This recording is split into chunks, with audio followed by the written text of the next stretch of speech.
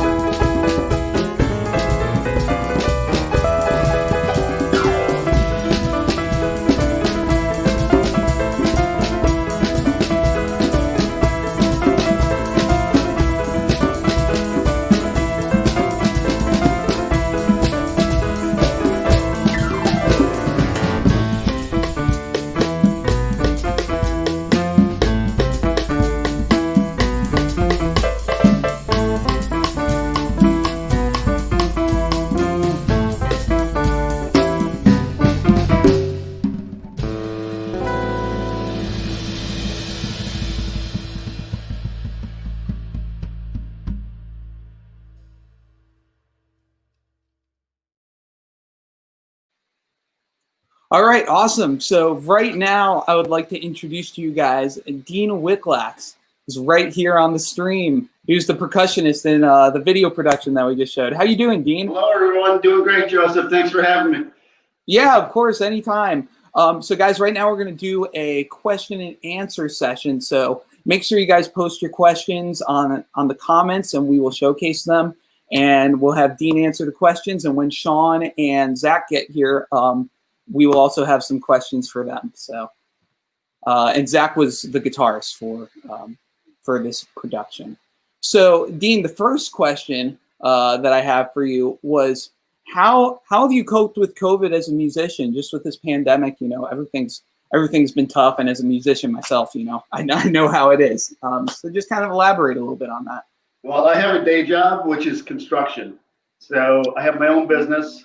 So I'm able to make my money during the day, and on the weekends and in the evenings we indulge in music. Yep. Yeah. So love to practice. chord. Thank God. I met Joseph last year. We actually started a brand new group back in February. So we were able to do one show, and then everything kind of came to a halt. Yep.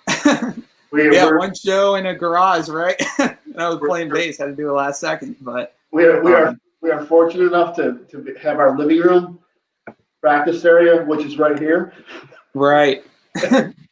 So no, that area is just great. I mean, you can see in the video that's exactly where Dean and I rehearse. So it's a lot of fun. Oh, it looks like we have Sean and Zach on the stream. So let me add them in. Let's see if they're ready. Right. All right, Sean. Hey, Zach. How you guys doing? Great. Sorry, we're having some. Let's see. That looks better. We're having some storm difficulties here, so we just had to troubleshoot that real quick. It's okay. No worries, man. Glad you can make it. Okay. So, Zach, I was just talking with Dean about dealing with COVID, you know, as a musician, you know, how to make ends meet. Just, can you elaborate a little bit on how you've been dealing with that, like all other musicians? Yeah. At first, when it was really severe, I started teaching. I was teaching guitar beforehand and in person, but we started doing it on FaceTime. Right. That's really helped out. So everything online, I've switched over, and it's a little bit more difficult. Yeah. To teach online, especially for beginners, young beginner guitar players. Right. Yeah. But eventually, it all smooths out, and it's been working out well. Awesome. That's great to hear. Guys, in the comments, make sure you post some questions. We have a couple more questions, but just keep them coming if you have any. Don't be shy.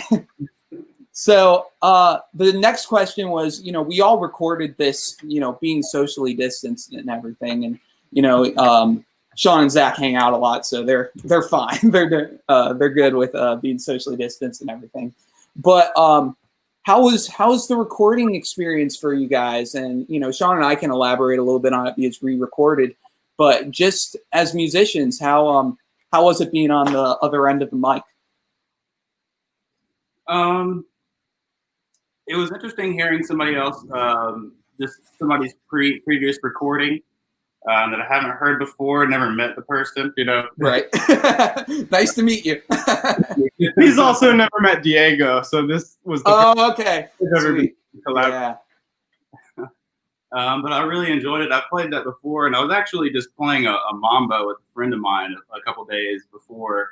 We were going through some percussion exercises, and we came across one. So I really enjoyed it. I had some great ideas that were inspired from what he played. Right.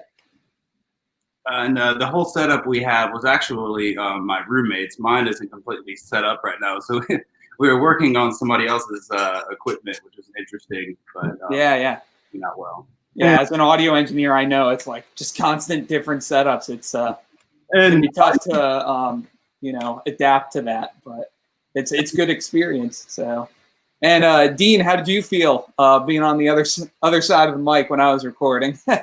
Well, I was impressed with your approach and how you put the mics, you know, in place, and how we did, you know, somewhat of a sound check prior to the recording. Right. Yeah. And you know, we ran through it a couple times, came up with some ideas, and no, it was a good experience for me. It was fun. Right. Yeah, and there was only the video on piano, I think, for both of you guys. I think both of us recorded on the same night, and we just kind of comped the videos all together. So you guys only had Diego's piano to work with. So props to you guys for just being great musicians and getting through all that. Yeah. Claps for everyone. Ear training is important, guys. Yep, exactly. All right, let's see. So, Zach, I have a question for you. So how did you start classical guitar, and was there a moment that it piqued your interest, and why did this instrument stand out to you over others?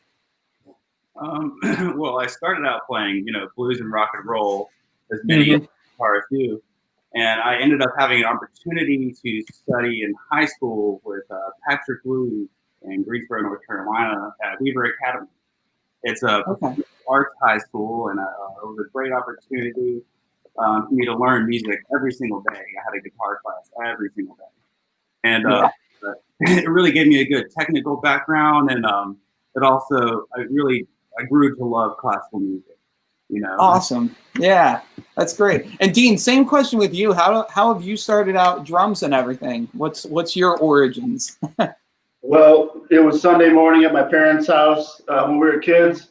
It would be get home from church, make a huge breakfast, and my mom would put on her Bobby Vinton 8-track for all of the young people that don't know what an 8-track is.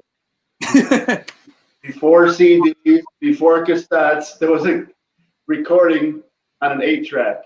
Yeah, man. Put the Bobby Vinton in. My dad had the polkas going, and then my best influence was Herb Albert and the Tijuana Brass. Nice. And then I fell in love with drums and percussion. Right. Yeah. We actually have a question from Renee here, and Dean, you already went into this a little bit, but who are you inspired by?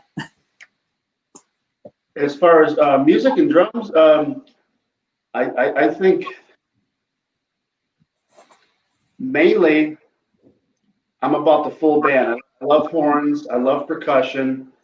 I'm inspired by people like Peter Gabriel, who are so creative. I'm inspired by my favorite band of all time, Toto. And, talking about the classical guitar, I think one of my favorite musicians of all time is Steve Lukather. Oh, awesome.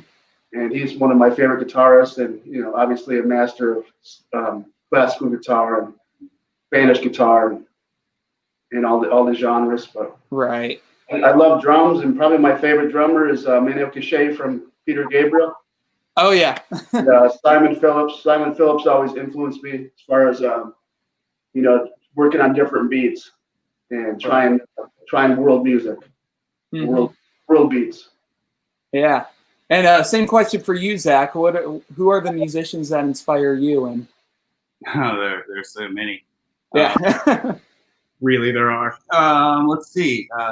Recently, I'll just give you a few that have really inspired me in the past few years.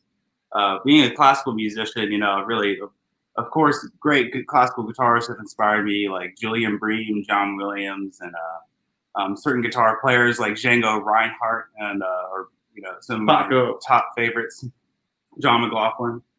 But recently, in the past few years, I've been really inspired by not guitar music, anything else but guitar music. I've been started with Herbie Hancock, and I read his book Possibilities, and that was a great eye-opening book for me as a musician, and it got me into the jazz and funk scene. It's a little bit different language than classical than I was used to. So, right. Herbie Hancock would probably be my biggest inspiration right now. Awesome. Let's see. So, Zach, I know that you're a little more into the style of this Latin music. Can you just explain it a little bit and your experience with it? Mm-hmm. Yeah. Well, it started out with being an nylon guitar player. I was attracted to Brazilian jazz. Right. And that was really the beginning of it. And, of course, Spanish music in general, the flamenco, and I was kind of into, but really I was into the more classical pieces than Spanish flamenco percussive type music. Right, yeah. Like solo performance guitar. But the style is really Brazilian based. That's where my specialty is. Okay. And that I have most experience in that, in like South American style. Awesome. Yeah, and I noticed you had the little a trill going kind of like in the climax of the song, which was awesome. Just strumming away. So yeah. And Dean, same question with you. What's your experience with Latin music just in general, and how did you adapt to this song? Well, I went to a music school up in upstate New York called Rick Compton's Modern Drum School, Modern Jazz School, and we had to practice sambas, rumbas, all kinds of Latin beats. We had rock beats, jazz beats, Latin beats. So that was part of our little curriculum, where we had to show up every week and learn new beats. So that was an influence. But going back going back to all the percussion stuff, I think that, you know, just playing Herb Albert and having my first drum set as a cardboard box from the dishwasher. I had to cut out and literally duct tape my mom's pots and pans on top of the cardboard box with wooden spoons, and that was my first drum set. So that's awesome, Dean. So it looks like that's all the questions we had. I mean, if there's any more people who have questions, we'd love for you to post and put things down. So let's see.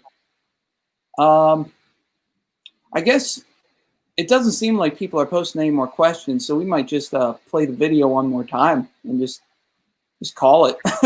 But it was great to see you guys, you know, coming here. You know, it's like I actually have never met Zach in person, so I just seen you play guitar, so it was a pleasure to meet you, man. Yeah, and also Sean, you recorded Zach, so maybe you can talk a little bit about your some stories, you know, recording back there. What did you have any troubles or anything, or how did that work for you? So Zach's roommate Dilly has a really awesome set, and I use Ableton. He also uses Ableton, but he has a slightly older version of it, and he has a Windows PC, and I have a Mac. So there was a little bit of troubleshooting on that end. We sort of had to learn how to work with the setup. Even though Dilly has it down to a science, it's just not the same as using my setup with Ableton and a little MIDI keyboard and, you know, working on it in the way that I'm used to. So we kind of just had to do whatever we had to do to get the recording. And that might be putting headphones through a phone and playing the recording to that, or doing something else like that, because it was just such an experience that we hadn't been in before. So we had to do whatever we needed to actually come up with it. So we just figured it out. Yep.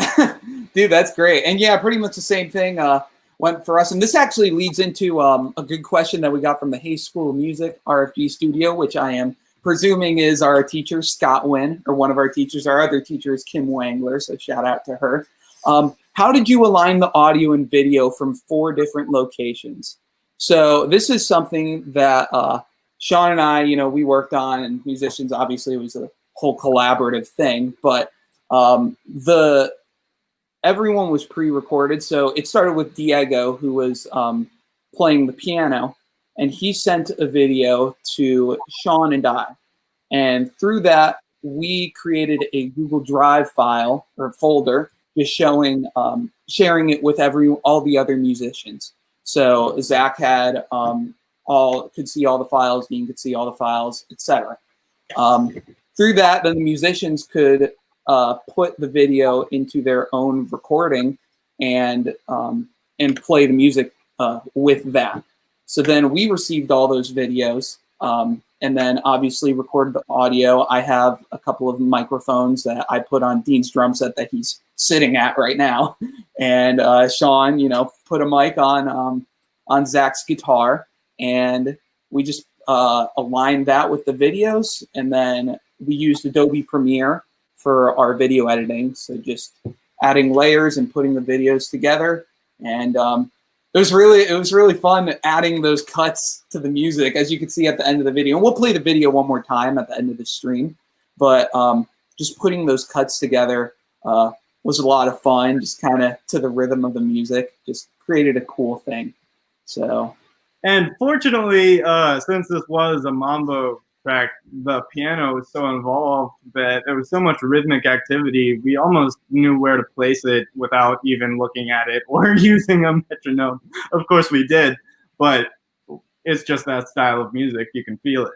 Right. And, you know, Zach, Diego, and Dean are such great musicians that they could just adapt and implement their own things, just knowing the style and just having the piano part. And then, you know, Sean and I are able to put the whole thing together, you know, learning through school and just producing the whole thing. So it was an honor to be a part of it and working with all of you guys. So. It really was, and was also so much fun. Mm-hmm. Yeah. Thank you. Yeah, of course, anytime. So, we got Evan who's asking where Diego is. He's actually working on his studio. I think Sean can talk a little bit more about it. Diego is working on the Oak City studio, Evan, and I believe some of the members of Tumbao are there right now, which is one of Diego's bands. And he told me exactly what they were doing, but I don't remember exactly what they're doing. I feel like they're putting diffusers in or something. It was something pretty essential and technical for the studio, so it was something tedious and might take a while. Right, yeah. And best of luck to him working on the studio. I know how difficult that is and how much Mr. Wynn needs to keep up with everything and have the students keep up with everything in the studio. So, yeah, but thank you guys so much for being on the stream. If there are no more questions, we'll play the video one more time and then call it a night. But thank you guys so much for your time and with creating this whole production. And once again, it was truly an honor working with all of you. Thank you, Joseph. Appreciate it. Nice to meet you guys. Yeah, no problem. All right, without further ado, we will play the video one more time. So good to see you guys. Bye.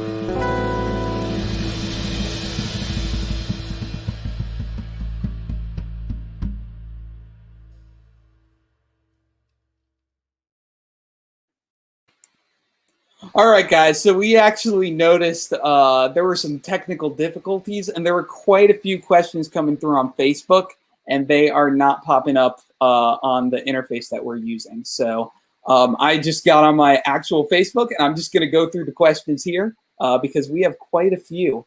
So, Zach, I think you can answer this question a little bit better because you've been more involved with the Latin music.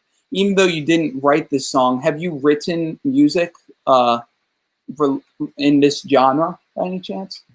Not necessarily. Not written. Well, okay. I do music, a lot of tunes in this genre. Okay. Yeah, because we had Ian Cunningham actually ask the question, how does the group come up with song compositions like this? And what's your thought process behind new ideas? So maybe you can talk a little bit about how the techniques that you decided to use on guitar, such as, you know, the strumming that I was mentioning, And Dean, also, you using the djembe. Maybe you can talk a little bit about the culture behind that. Sure. Yeah, Zach, you can start first. Sorry, kind of made that unclear. With the mambo style, usually you hear a lot of octaves in the guitar part, at least. The chord structure is pretty much the same, and the rhythm is, usually very similar in mambo.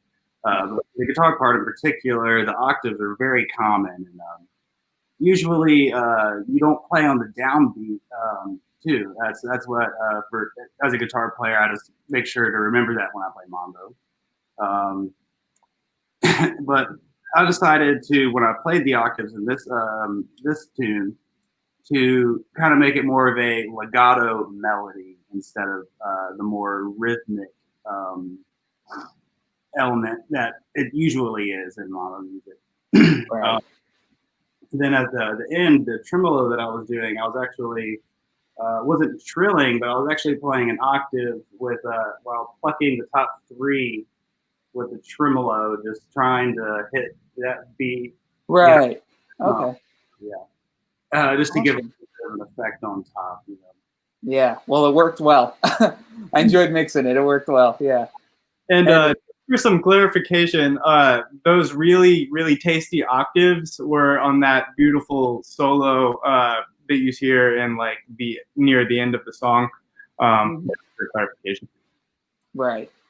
Cool. Yeah. And Dean, so how did you use the djembe? Or actually, where'd you get the djembe? What's the origin with that? Djembe, it's a larger djembe. I use it as the bass sound, and what I do is I use the back of my hand on it a lot of times when I'm playing percussion for like a accompanying acoustic guitar at a venue somewhere. Right. My bass sound at low end. So, and then the other high-pitched djembe, I play with my left hand, and I get the offbeats on that. Okay, awesome. Like bass and high. But it's, if you talk to a true percussionist, they would call my large djembe a coffee table. Dude, that's great. I like it because it has the low end. Yep. And then evening, just place a couple beers on there, I guess. I don't know. The low end does boom. Yep. Yeah, exactly. All right. So so there's a question from actually my mom. She's on here. So that's awesome. So she's asking, yeah, hi mom. So she's asking, how long did it take you to do this project? So we had the course of about 3 months to get this done. We actually had the way we went about it was I'm based in Charlotte, North Carolina, and there is a Charlotte Musicians Facebook page. So I ended up posting on that, asking, hey, we're working on video production, a stream. Are there any bands that want to be involved? We got a bunch of responses, so we were really happy with that. And we're like, oh, cool, you have a lot to work with. So, and I found this one guy and his band, and his stuff sounded pretty good. He knew some people that I knew who were pretty dedicated people in the music industry. So I was like, all right, let's work with this guy.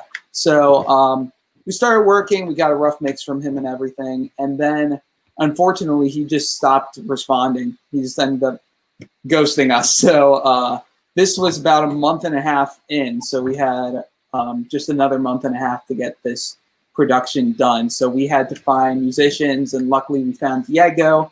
But then he was like, we can't get the rest of the band together. I don't remember exactly the reasoning behind it. So Sean and I kind of had to start pushing to find other musicians. So that's how we found Zach and Dean, and we were able to get this thing together and make it work. So so like Joseph, I also messaged someone I knew, and they're a pretty reliable person, and I had expected something to come through within that month and a half, very easily.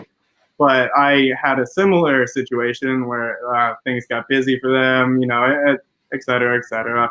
And we really got Diego to kind of come in very clutch at the end of it. And he sent us that piano track maybe 3 weeks ago.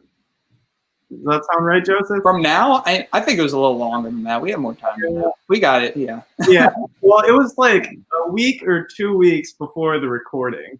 Yeah. And that was a little stretched and condensed, and we had to kind of use our resources to get the musicians of the caliber we needed and everything else. And fortunately, we had those, but it was still a little stressful. Right. Yeah. Little, but we got it done. So that's awesome. We have another question from Ian Cunningham. And we went over this a little bit earlier in the stream. So how different does it, this is continuing on with COVID and the pandemic, the theme with that. So how different does it feel in this new COVID age where musicians can't really play live shows, but rather live streams? Can I answer that one? Yeah, go on ahead, Dean. So we're fortunate enough to have an opportunity a few weeks ago to do an outside performance with our brand new group, and they allowed us to play in the driveway. And there's actually a greenway right across the street from our complex, and we had 175 people show up, sitting 6 and 8 feet apart, and we were able to do a 2.5-hour show with Joseph and the new group. So it was fantastic. That was a blessing, and everybody had a blast, and they really enjoyed it. Oh yeah, that was a ton of fun, especially because the neighborhood is it's a lot of people of older age, so it's like they're less able to go out and do things. So the fact that it was just in that neighborhood and they could just walk down the block, set up their chairs, sit down, relax, and enjoy it was great. So it was the highlight of their year, actually. Exactly, yeah. So for all those musicians watching, that's a great idea, just to give back to the community. And you can also just put your guitar case up and get some tips while doing it as well. So yeah, I think it's really opened up a few opportunities as well. Or I've noticed people are doing more collaborations online, and like this, where people record their individual parts and put them together. And I've noticed there's so many different musicians that I never thought would have collaborated or would have ever had the opportunity to collaborate if they were doing it in real life. Right. It's really interesting to see all that music being made. I think it's really cool that we can do that remotely now. And definitely. Yeah. And with all with there not being as much live music except being streaming, everyone's learning how to produce in their rooms and create productions like this. So there's just opportunity for so much more creativity. And because we've been in this for so many months, people have invested in the proper equipment to do it, as shown here. So it's just very interesting to see. And these three guys may have never gotten together and may have never recorded. Yeah, exactly. So even though we're being taken apart, we're also being brought together in the same way. It's a whole new world. Very true. Let's see. So we have another question from Jessica Alexander asking, what was the most difficult aspect of putting this stream/project together? Honestly, I think it was the time crunch of getting those people together, what we were talking about before. Unfortunately, that it's a very rare thing to happen where a musician ends up canceling for a project shortly beforehand. So, but we were able to make it work, and everything always works out in the end. So, in my opinion. And we couldn't have asked for better musicians than Diego and Zach and Dean. Seriously, the recording time for all that was, almost immediate. Like they got the track, then they sent it to another one, then we recorded it the next day, then the next day, and then we had a full track already, and it was a beautiful tune. Right. So we actually have another question here from Svetlana, my mom as well. She says she loves the melody. And what does Vacilando mean, and how does this relate to the musicality? I know you guys haven't written the song, but do you guys happen to know by chance? Well, I'd like to speak a little bit on that because I've talked to Diego about it. So vacilando means hesitation or being afraid to act, and the act of being afraid to act causes you to, slow down and procrastinate and etc. And that's something that's very important because the rhythm, the you have to be very sure of what you're doing. And so it's called vacilando because the hesitation is just something that you have to get through. And to play a rhythm that complex on guitar, on percussion, drums, or djembe, or especially piano with that left hand and right hand bass and chordal movement, you really have to have no hesitations and be sure of what you're doing and get that sure sound. And every one of these musicians has a great, punch feel to everything they do, and it just sounds great. Even if there was some hesitation in the mind, they put it aside and played excellent. Awesome. Yeah, and I don't know if this is a test for my mom because she was born in Chile, South America. So I think she knows what it means. She's just testing our knowledge, but Right on. yeah. Fun. So I think I got a text question. So, do you perform in public and describe those occasions? So I know Dean and I talked a little bit about doing our performance in the driveway, but Zach, what kind of performances have you had? Recently, I haven't had any public performance. Yeah. It's been a health issue earlier this year that kind of prevented me from doing a whole lot of music things in general. All better now, but you know, and especially with COVID, I figured I would just not even worry about it right now and focus on the internet side of things. Definitely. If I can perform in public again, I'm excited to. I'm really hoping there will be a good, safe way to do so. Yeah, well, let's say pandemic isn't happening or pre-pandemic. Where have you played out, or like what area are you in for playing? In Greensboro mainly. Okay. Big concert, that I did was at Guilford College, the Dana Auditorium. Sergio Assad's The Wall. Okay. Is a guitar orchestra piece. It was written for Bill Cannengeiser and guitar concerto, sort of. And so that was really fun. I really enjoyed performing, and Sean was playing in that too. It was a cool gig. It was the world premiere because Bill got it, commissioned from Sergio. So he got it, and then we were the first people to actually play behind him, and it's an incredible 5-movement suite, and it's just for solo guitar and then guitar orchestra backing, and it was really cool. It was a great opportunity. Awesome. That's great. Yeah, and I got one more question just asking. What first got you into music? So that's for anyone. I mean, we all have our music origins. So I guess we can just go down the line. Dean, how about you go first? The first thing that inspired me and really got me into music was seeing the drum corps and the marching bands. Oh yeah, marching down the street in the parade. So that was my first experience, and I immediately joined the drum corps. Started off on bass drum, and after 1 year, I got moved up to the front line snare. So we were a competition corps and a marching band. So that's awesome. Yeah.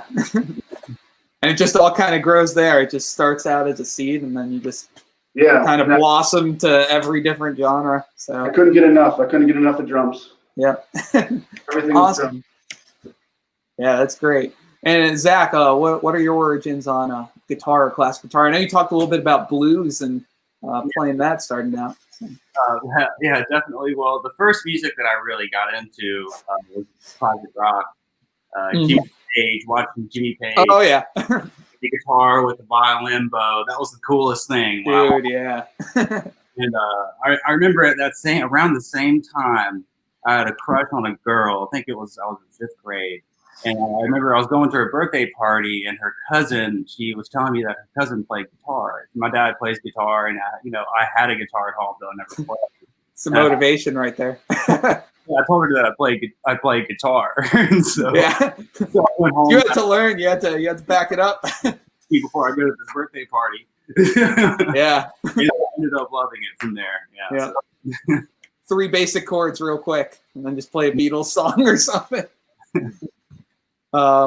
Yeah, Sean, talk a little bit about your music, because you and I do music as well, obviously. So I guess this is a segue for us to talk. Well, so it's kind of similar to Zach's. I was in a relationship with this girl in high school, and it was my sophomore, junior year, and I told her I could play the bass.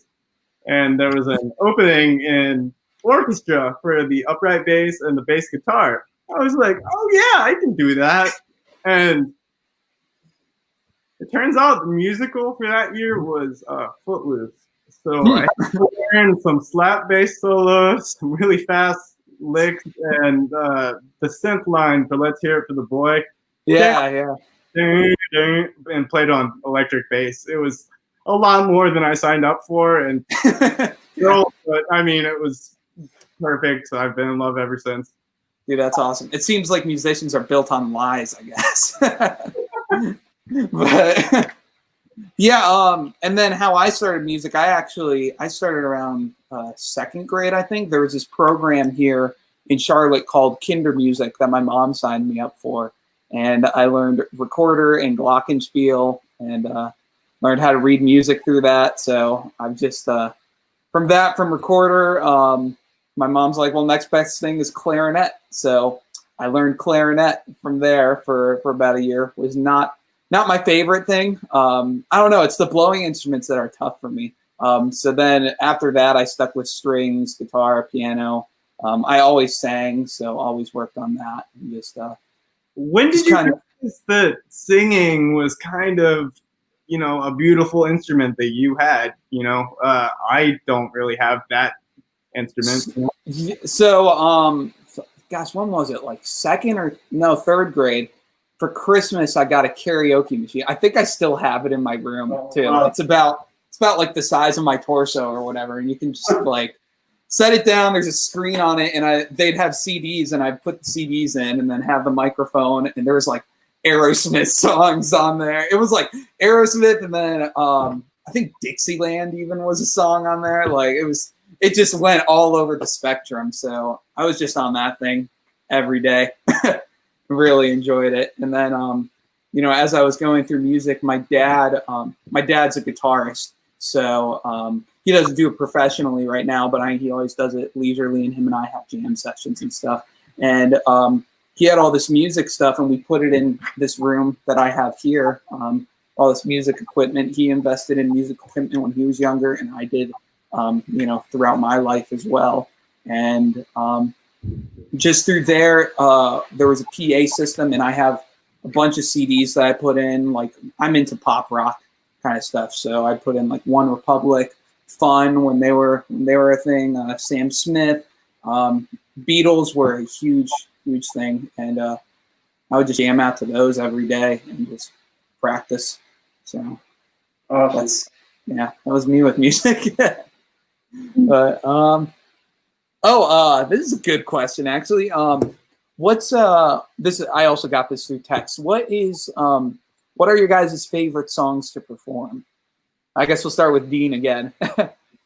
My favorite song of all time is "In Your Eyes" of Peter Gabriel. "In Your Eyes." Nice. That's awesome. That's a great song. All right, Zach, what's your favorite song?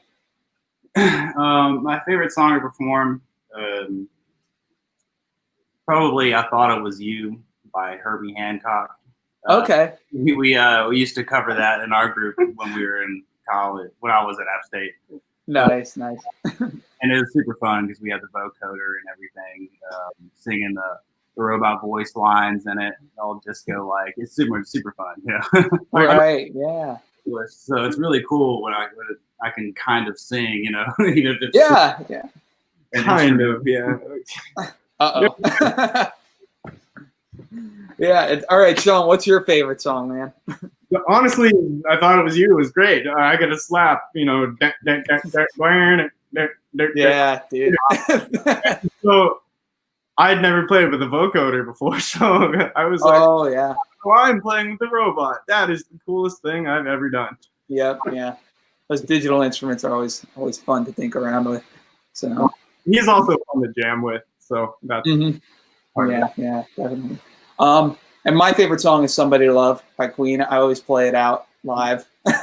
Gets everyone going. You know, you can get everyone singing along to it. And it's just a great community song, you know, to play. So yeah, well, we're pretty over time here. It was I think we're supposed to be done around 7:30. It's 7:45, so I think we're gonna end it here. But thank you all so much for your questions. It really means a lot, and thank you for watching. And make sure to support Zach Ritchie.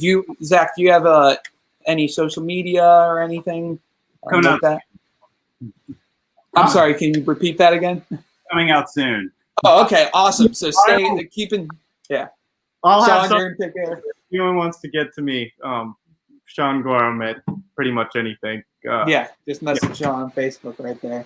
And then Dean, I know you and I are working on stuff. So Gallery Go-Go is the name of our band. So be sure to follow that. I'm not sure if we have a Facebook page yet for it, but it's being set up. Yeah, I know we're setting it up, and Dean's girlfriend Renee, who has just such a great heart, is helping us out with that. So we really appreciate that. And then just be sure to follow me on Facebook and Instagram at Joseph Gallo Music, and then of course follow the mastermind, who unfortunately isn't able to be here right now because he's working on the studio, but Diego Avilez at Diego Avilez Music. Here I can put that. A ticker one more time. So follow at Diego Avilez Music on Facebook and Instagram. And I think that does it for the stream. So thank you guys so much for participating in this and helping us out. And it was a true joy working with you guys. Thank you, Joseph. Thank you. Good night, All right. everybody. Have a good night, everyone watching the stream. You enjoy everything. Peace. All right. I'll see you guys later. Bye.